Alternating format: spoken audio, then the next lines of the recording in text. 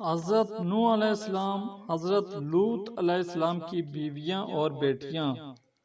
قرآن کریم میں ان کرداروں کو بھی واضح کیا گیا ہے جس میں عورت کی غلط روش نے اسے اللہ کے غضب کا مستحق ٹھہرایا۔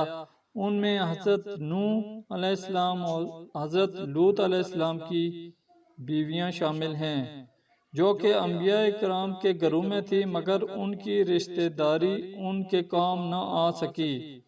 اللہ کافروں کے لیے ایک مثال بیان کرتا ہے نوح اور لوط کی بیوی کی۔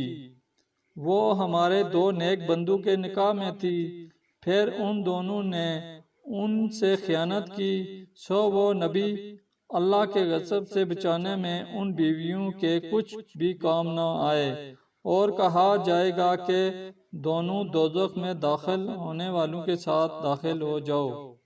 سورہ تحریم آیت نمبر 10۔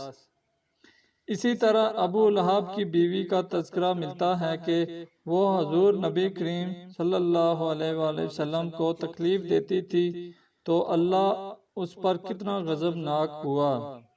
قرآن کریم میں عورت کے تذکرے نے یہ بات روز روشن کی طرح عیاں کر دی ہے کہ اللہ نے جس عورت کو اپنی صفت تخلیق عطا کر کے کائنات میں اہم مقام عطا کیا، جس سے نسلوں کی شناخت کی تمام تر ذمہ داری وابستہ کر دی، اس کے متحرک کردار ہی سے اقوام کی تعمیر ہوتی ہے، اس کی عزت اور تحفظ ہی سے قوموں کی بقا وابستہ ہے۔